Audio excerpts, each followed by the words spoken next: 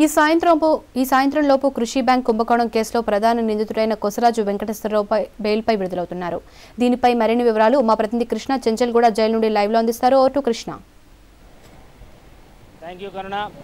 ఈరోజు సాయంత్రం 4 నుంచి 5 గంటల ప్రాంతంలో కృషి బ్యాంక్ చైర్మన్ వెంకటేశ్వరరావు బెయిల్పై విడుదల కానున్నారు. 1998లో వెంకటేశ్వరరావు మొట్టమొదటిసారిగా సికింద్రాబాద్ ప్రాంతంలో కృషి బ్యాంక్ పేరిట ఓ బ్యాంకును నెలకొల్పాడు. అన్నది కాలంలోనే సుమారు 35 కోట్ల రూపాయలు డిపాజిట్ రూపాయన అతను డబ్బులు స్వీకరించడం జరిగింది. తర్వాత వెంకటేశ్వరరావు జల్సా జీవితం, అలాగే పెద్ద పెద్ద బడా నాయకులు ఈ బ్యాంకులో మోసాలకు పాల్పడడంతో బ్యాంకు దివాలా బ్యాంకు ఏర్పాటు చేసిన 3 సంవత్సరాల్లోనే బ్యాంకు దివాలా తీసే పరిస్థితికి నెలకొన్నది.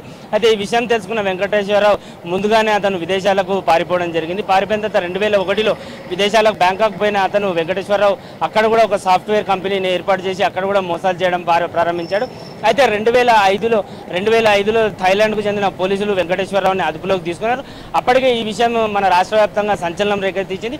దీని మీద సుమారు 35 కోట్ల రూపాయలు బ్యాంకు డిపాజిటర్లకు చెల్లించాల్సి ఉండగా ఆర్బీఐ 22 కోట్ల రూపాయలు బ్యాంకు డిపాజిటర్లకు డబ్బులు తిరిగి చెల్లించింది. అలాగే ముంబైకి చెందిన రుణ సహాయ సంస్థ కూడా 10 కోట్ల రూపాయలు చెల్లించింది.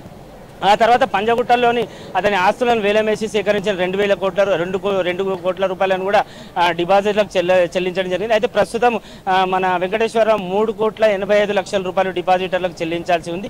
అయితే ఈ నేపథ్యంలో 2005లో ఈ కేసును తమ ఆధీనంలోకి తీసుకున్న సిఐడి అధికారులు 2006 జూన్లో థాయిలాండ్కు చేరుకొని అక్కడ పోలీసులను సంప్రదించి వెంకటేశ్వరరావుని తమ అదుపులోకి తీసుకుని హైదరాబాద్కు తీసుకొచ్చారు. అప్పటి నుంచి చెంచల్గూడ జైల్లో ఇతను విచారణ ఖైదీగా శిక్ష అనుభవిస్తున్నారు. అయితే తనకు బెయిల్ మంజూరు చేయాలని తాను మిగతా 3,08,00,000 రూపాయలు తిరిగి డిపాజిట్లకు చెల్లిస్తానంటూ వెంకటేశ్వరరావు గారు నాంపల్లి కోర్టులో బెయిల్ కోసం పిటిషన్ దాఖలు చేసే కోర్టు మొదట నిరాకరించింది. తర్వాత హైకోర్టులో కూడా అతను పిటిషన్ పెట్టుకున్నాడు. హైకోర్టు కూడా నిరాకరించింది.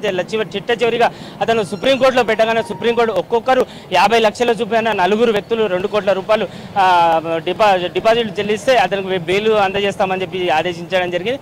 ఆ రూపాయన అతని బంధువులు కూడా ముందుకు వచ్చారు. అయితే ఆగస్టు 30వ తేదీన ఈ బెయిల్ తాలూకు పత్రాలు వాళ్ళు 50 లక్షల రూపాయలు చొప్పున 2 కోట్ల రూపాయలు తమ ఆస్తులు సుప్రీంకోర్టులో జమ చేసినవి వెంటనే అతని తరఫు అడ్వకేట్ అశోక్ కుమార్ వెంటనే నాంపల్లి మొదటి మెట్రోపాలిటన్ కోర్టులో సమర్పించారు. అయితే కోర్టు ఇవన్నీ పరిశీలించి అతనికి బెయిల్ షరతులతో కూడిన బెయిల్ మంజూరు చేసింది. మరి కాసేపట్లో కోర్టు నుంచి బెయిల్ పత్రాలు చెంచల్గూడ జైలు అధికారులకు అందే అవకాశాలు ఉన్నాయి. సాయంత్రం 4 నుంచి 5 గంటల ప్రాంతాల్లో వెంకటేశ్వరరావు విడుదలవుతారని జైలు అధికారులు తెలపడం జరిగింది. కరుణ.